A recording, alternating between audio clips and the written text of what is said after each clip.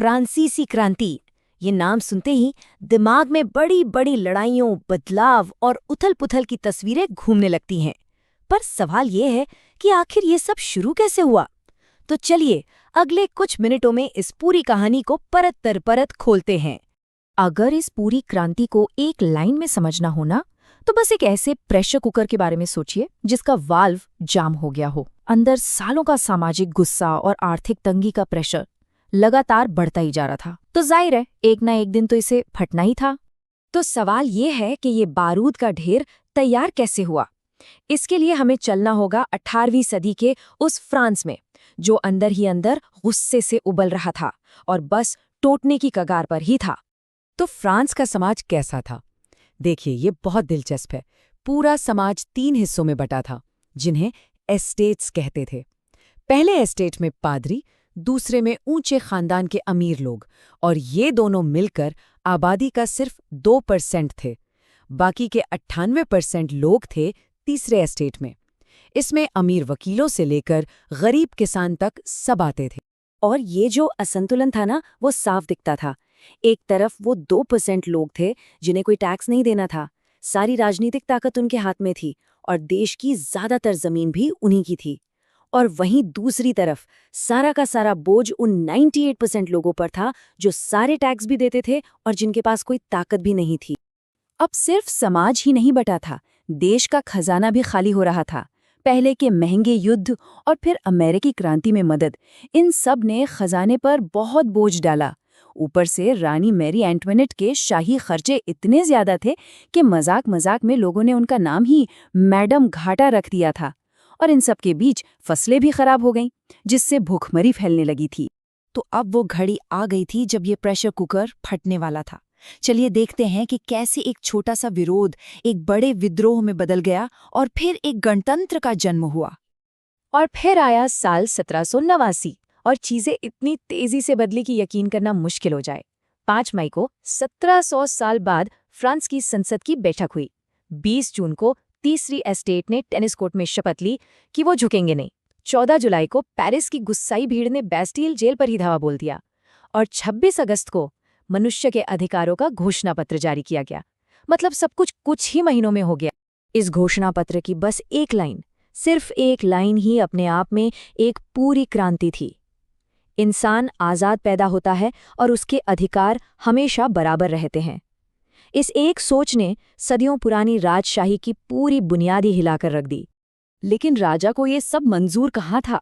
जून 1791 में राजा लुईस 16वें ने अपने परिवार के साथ देश छोड़कर भागने की कोशिश की, लेकिन वो पकड़े गए। इस एक घटना ने राजा पर लोगों का जो थोड़ा बहुत भरोसा बचा था ना, वो भी खत्म कर दिया। और अब कट्टरपंथी आवाजें उठने लगी कि हमें राजा चाहिए ही नहीं, हमें एक गणतंत्र चाहिए। और यहीं से क्रांति का एक ऐसा भयानक दौर शुरू होता है जिसे इतिहास आतंक के राज के नाम से जानता है। ये वो वक्त था जब क्रांति सचमुच अपने ही बच्चों को खाने लगी थी। मैक्सिमिलियन रॉबेस्पियर नाम के एक नेता ने एक कमेटी बनाई और साफ ऐलान कर दिया कि अब से आतंक ही राज करेगा। उनका मानना था कि क्रांति को अंदर और बाहर के दुश्मनों से बचाने के लिए डर और आतंक का सहारा लेना ही पड़ेगा। इसके लिए एक संदिग्धों का कानून लाया गया। मतलब अगर किसी को आप पर जरा सा भी शक हो गया कि आप क्रांति के खिलाफ हैं, तो बस आपको बिना किसी ठोस सबूत के गिरफ्तार कर लिया जाएगा और सजा दी जाएगी। ये एक ऐसा खौफनाक कानून था जिसने हजारों जानें ले लीं। जरा ये नंबर देखिए, 16,594।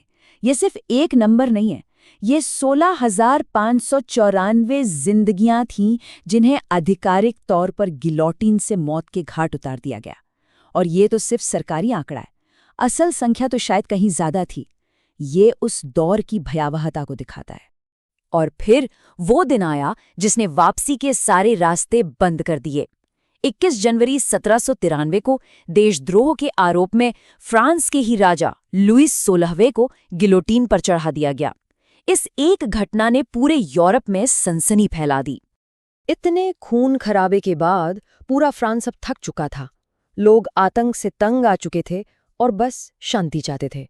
ये माहौल किसी नए ताकतवर लीडर के आने के लिए बिल्कुल तैयार था। जुलाई 1794 में क्रांति ने खुद अपने ही सबसे बड़े नेता रोबेस्पियर के खिलाफ मोर्चा खोल दिया। उसे गिरफ्तार किया गया और विडंबना देखिए, उसे उसी गिलोटिन से मौत दी गई जिससे उसने हजारों लोगों को मरवाया था। और इसी के साथ आतंक के राज का भी अंत हो गया। इसके बाद जो नई सरकार बनी उसे डायरेक्टरी कहते थे, लेकिन ये बहुत कमजोर और भ्रष्ट सरकार थी जो अपनी कुर्सी बचाने के लिए पूरी तरह सेना पर निर्भर थी। साफ था कि ये सरकार ज्यादा दिन नहीं टिकने वाली और इस खालीपन को भरने के लिए कोई बड़ा नाम सामने आने वाला था, और वो नाम था नेपोलियन बोनापार्ट, एक नौजवान और बहुत ही पॉपुलर जनरल। 9 नवंबर 1799 को नेपोलियन ने सेना की मदद से सत्ता पर कब्जा कर लिया और इसी घटना को फ्रांसीसी क्रांति का अंत माना जाता है। हाँ, ये सच है कि क्रांति का अंत एक तरह की तानाशाही में हुआ, लेकिन इस क्रांति ने दुनिया को हमेशा के लिए बदल दिया। आज हम जो लोकतंत्र की बात करते हैं, धर्मनिरपेक्षता की बात करते हैं या राजनीति में लेफ्ट विंग और राइट विंग की बात करते हैं, इन सब की जड़ें इसी क्रांति में हैं। और इसका नारा स्वतंत्रता, समानता, बंधुत्व आज भी दुनिया भर के लोगों को प्रेरणा देता है। और आखिर में ये क्रांति हमें एक बहुत बड़े और मुश्किल सवाल के साथ छोड़ जाती है। क्या आज़ादी के लिए आतंक का रास्ता अपनाना सही है?